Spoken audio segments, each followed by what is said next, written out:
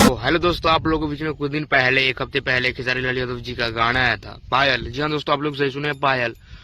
वो सॉन्ग पे काफी रिस्पांस मिले और काफी रील बन रहे हैं। जी हाँ दोस्तों, आप लोग को बता दें, ये सॉन्ग को गाए थे खेसारी लाल यादव एंड कोमल सिंह, इसमें एक्ट्रेस है, और शिल्पी राज जी के साथ ये डुएट सॉन्ग आए थे। काफी बेस्ट, काफी शानदार है। और दोस्तों आप लोग को बता दें, ये सॉन्ग आए थे आप लोग को बीच रदिया फिल्म चैनल, खेसारी जी का खुद का मैनेजर जी का चैनल है, बंटी यादव जी का चैनल है, उसी पे ये सॉन्ग आता है और गर्दा उड़ाते हैं। ये सॉन्ग कम से कम तो 5 मिनट व्यूज क्रॉस हो चुका है और काफी बढ़िया ये सॉन्ग ट्रेंड चल रहा है। तो आप लोग से विनती है कि ये सॉन्ग को अभी तक नहीं सुने तो जाइए, अपना प्यार दुलार अवश्य दीजिए।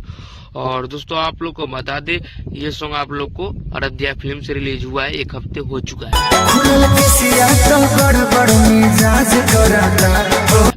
और 1 हफ्ते से मैं वीडियो कुछ नहीं अपलोड किया हूँ इस चैनल पे, तो इसके लिए सॉरी।